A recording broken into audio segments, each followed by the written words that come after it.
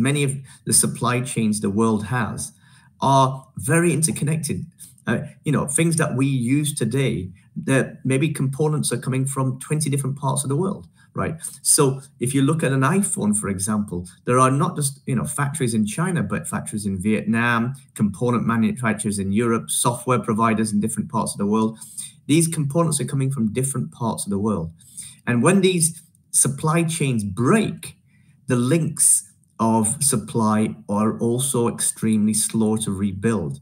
So one of the things that we have recognized in these last 2 or 3 years is we've gone from a period of globalization, the world connecting more, to a period of deglobalization. The world starting to say, we need to create mini supply chains closer to home. Not necessarily everything has to be done in one country. That's economically, go back to economics 101. That doesn't make sense, right? Comparative advantage, economics 101.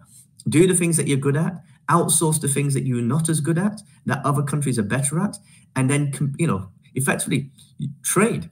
And so that's going to continue to happen. But what you're going to find is mini blocks of regions and countries all doing more trade together, where they can rely on each other with shorter timelines of delivery.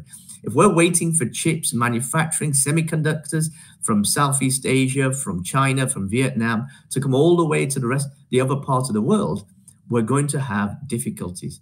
And so to develop shorter supply chains, you also need to develop transport links. So you need better seaports, airports, rail transport, toll road systems. All of these things have to be developed. So one of the the effects of deglobalizing, that doesn't mean, by the way, that the world's not going to trade with each other. We're talking about, at the margin, bringing some things closer to home. And that means better improvement of your existing transport infrastructure. It has to be.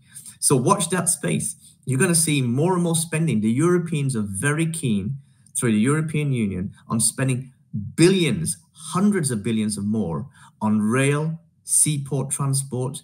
So just to extend and improve the quality of logistics supply in Europe. That's going to be a driver.